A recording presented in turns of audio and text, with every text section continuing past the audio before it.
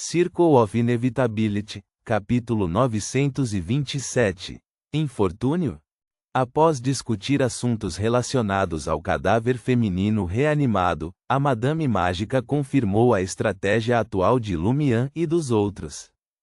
Ela disse que uma das principais razões pelas quais os antigos detentores de moedas de ouro falharam em encontrar uma maneira de despertar o Senhor Tolo foi que eles estavam muito ansiosos para contatar a pessoa-alvo, resultando em serem bloqueados pelo digno celestial e expulsos do sonho, ou totalmente restringidos, apenas capazes de fazer algumas contribuições na acumulação de informação.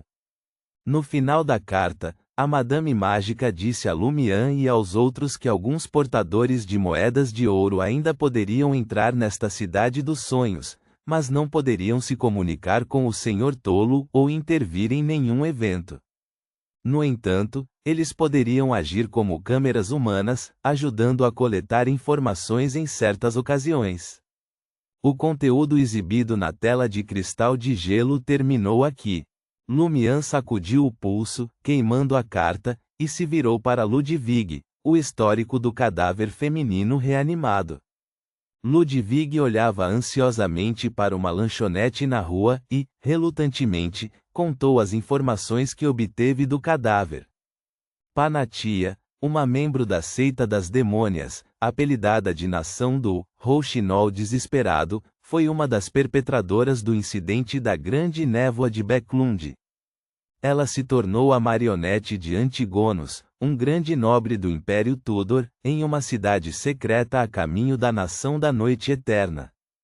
Naquela época, Antigonos estava em um estado de loucura, mentalmente mais próximo do digno celestial de que vocês falam.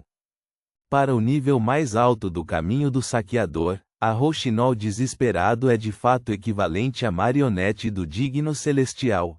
Lumian assentiu lentamente após ouvir atentamente a declaração de Ludwig. Seu olhar se voltou para fora da janela do carro, observando as pessoas entrando e saindo na entrada da delegacia de polícia, e ele disse enquanto ponderava: enganar, enxertar, sonhos, realidade, não entendo completamente esses conceitos, então só posso confiar na explicação da Madame Mágica por enquanto. O que me intriga é porque o digno celestial teve que trazer a marionete Rouxinol Desesperado para a Cidade dos Sonhos, em vez de usar sua imagem virtual aqui. Não poderia ser apenas para nos dar a característica de Beyonder e fragmentos do mundo dos espelhos especial, poderia? De fato, concordou Franca, também achando incompreensível a escolha do digno celestial neste assunto. Como Panatia era a marionete da digno celestial, sua imagem de sonho correspondente também deveria facilmente se tornar a marionete da digno celestial novamente.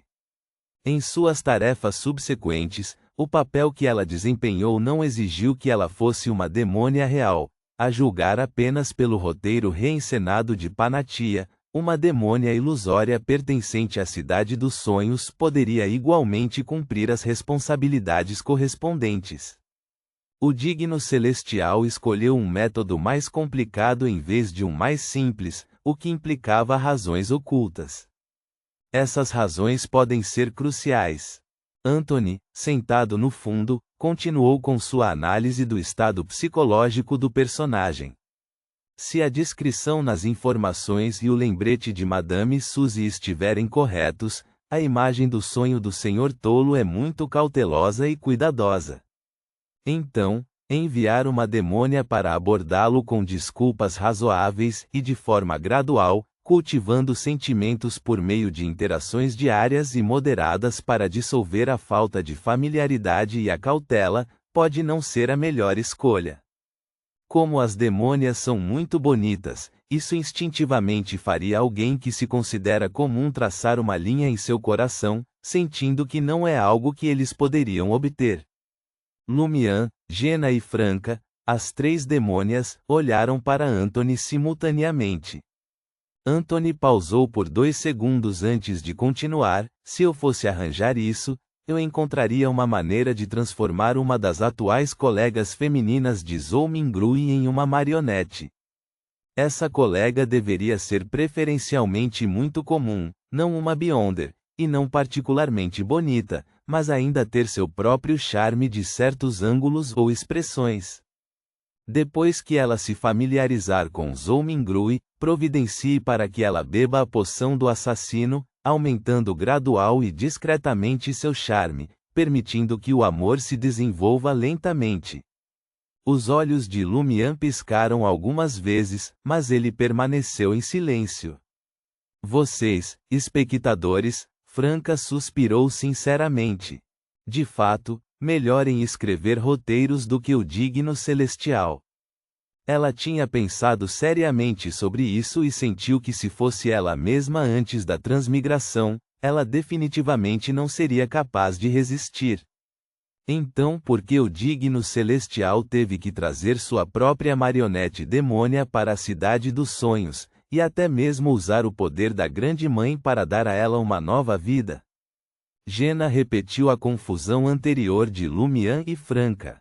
Após um breve silêncio no carro, Lumian disse pensativamente: "Você não acha que há muitas demônias aparecendo neste assunto?"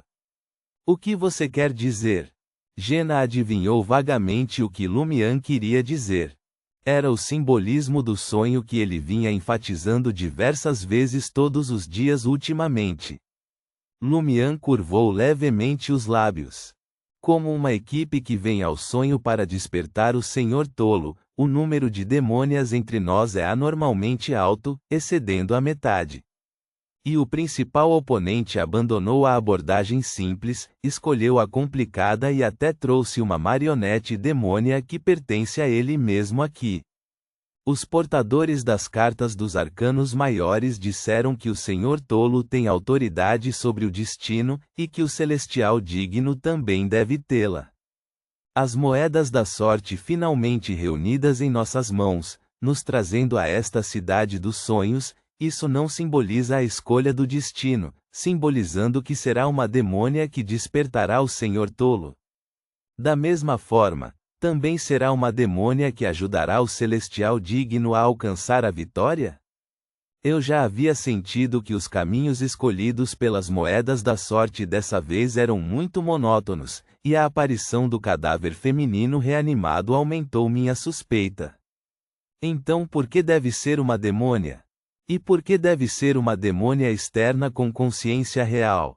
Jenna refletiu sobre essa linha de pensamento. Talvez descobrir essa questão revele como despertar o Senhor Tolo. Lumian riu. Por enquanto, só consigo pensar em duas razões. Primeiro, uma demônia real simboliza uma calamidade real, e uma calamidade real trará grandes mudanças para a cidade dos sonhos. Onde há mudança, a oportunidade, talvez boa, talvez ruim. Mas isso não explica por que não há tantos caçadores, já que caçadores também são símbolos de calamidade. Segundo, algo crucial, um caminho que leva ao despertar do Senhor Tolo, só pode ser completado por uma demônia de uma sequência média ou alta. Podem ser os dois motivos, disse Franca, enquanto se preocupava com os custos do ar-condicionado e considerava mudar para blocos de gelo para resfriamento, mas também preocupada em ser detectada por Beyonders na força policial. Ela continuou observando pessoas entrando e saindo da delegacia. Assim, eles observaram e discutiram intermitentemente até o meio-dia. Durante esse processo, Lumian e os outros viram o oficial Deng e sua noiva Dali saírem de mãos dadas para encontrar um restaurante para almoçar, e também viram pessoas importantes como o velho Neil, que tinha o título de oficial da Interpol. Suas observações correspondiam em grande parte às descrições contidas em suas informações. Não vi o Senhor Estrela, Franca desviou o olhar, preparando-se para dirigir na estrada.